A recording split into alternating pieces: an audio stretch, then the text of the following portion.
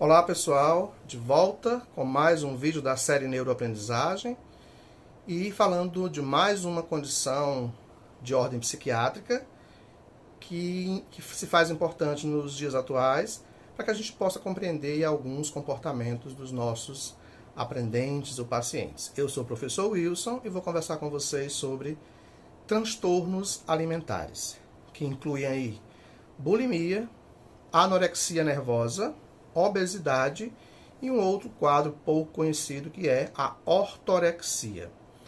O que são transtornos alimentares? São síndromes complexas, são quadros complexos, com interações associadas a fatores de ordem ambiental, psicológico, fisiológicos, que criam e mantêm o comportamento alimentar do sujeito de ordem alterada, perturbado. Prevalecem entre adolescentes e jovens adultos e cerca de 5 a 10% dos casos podem ocorrer aí com rapazes. Usam a comida, em muitos casos, como forma de ganhar controle sobre alguns aspectos de sua vida, dependendo do tipo de transtorno alimentar que ele possa apresentar. Vamos lá. Bulimia.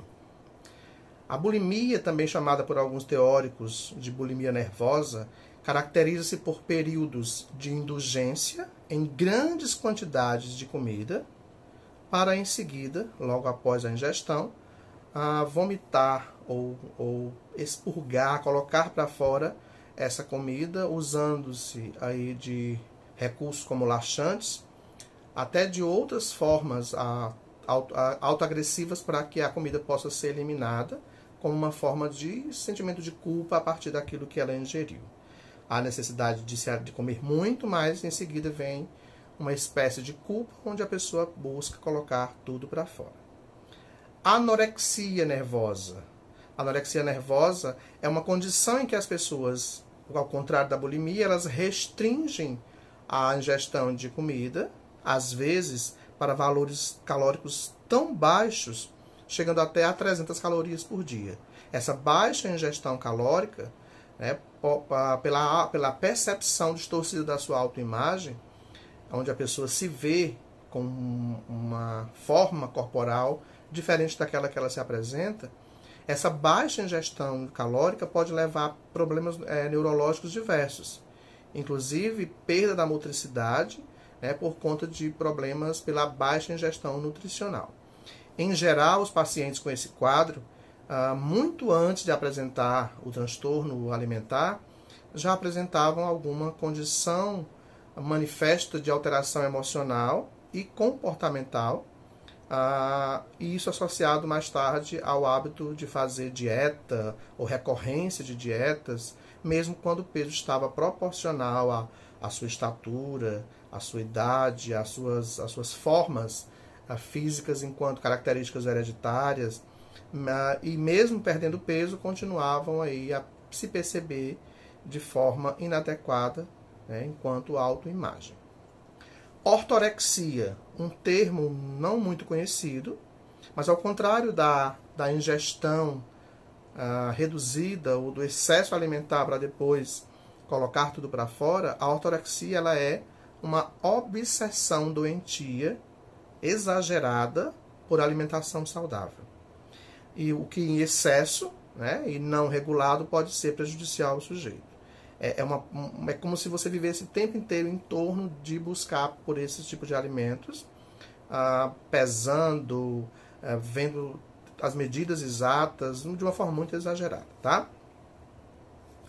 Temos dentro desse contexto do transtorno alimentar, compulsão alimentar e excessivo interesse por alimentos que pode aí trazer algumas condições inadequadas. A compulsão alimentar, ela é uma condição onde as pessoas comem em demasia, mas não colocam para fora a comida que estão ingerindo de forma excessiva e acabam ganhando excesso de peso em função dessa ingestão exagerada também.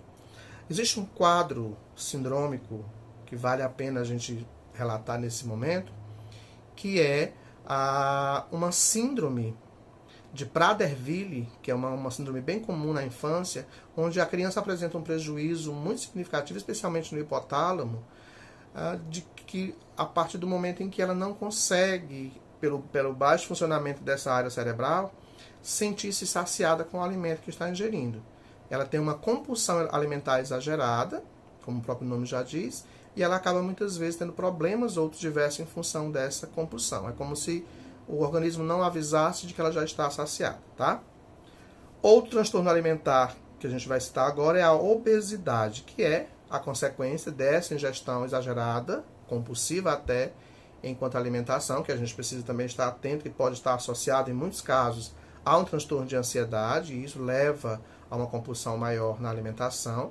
Pode estar associado também a quadros depressivos, onde a pessoa busca, né, comer de forma excessiva como tentativa de compensar algumas questões.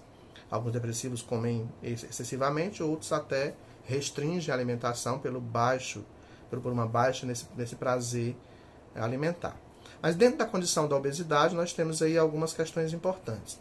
O excesso de peso na infância e adolescência, ele pode provocar o surgimento de outras questões de saúde. Diabetes, problemas cardíacos, má formação do esqueleto. 15% das crianças e 8% dos adolescentes sofrem na atualidade de transtornos alimentar para a obesidade. Então, 8 em cada 10 adolescentes continuam obesos na vida adulta, dentro desse percentual que hoje a gente tem de obesidade, tá? As crianças ganham peso com facilidade devido a fatores como hábito alimentar errado, inclinação genética, estilo de vida sedentário, e hoje mais do que nunca, né? Distúrbio psicológico pode estar associado a isso, problema com convivências também dentro do contexto familiar pode levar a essa busca pela alimentação como compensação. As pessoas dizem que crianças obesas ingerem grandes quantidades de comida. Essa afirmativa nem sempre é verdadeira, porque muitas vezes elas ingerem quantidades de comidas que são calóricas, não em quantidade, mas em caloria. Então, a gente precisa ter alguns pontos aí importantes para pensar em como melhor controlar a alimentação das nossas crianças, tá? Consumo demasiado de alimentos gordurosos. É importante se observar isso. Falta de atividade física em função desse recurso tecnológico em excesso que está dominando a gente. Ansiedade associada a alguns fatores, quadros depressivos associados, distúrbios hormonais podem estar associados a esse ganho de peso, fatores genéticos também podem estar associados a isso. E é importante que a gente fique atento a essas condições para buscar a melhor forma, dentro do contexto familiar, de minimizar algumas situações como essa. Então, a gente tem, dentro dos transtornos alimentares, essas 4 situações que merecem atenção especial: bulimia, anorexia, ortorexia e obesidade.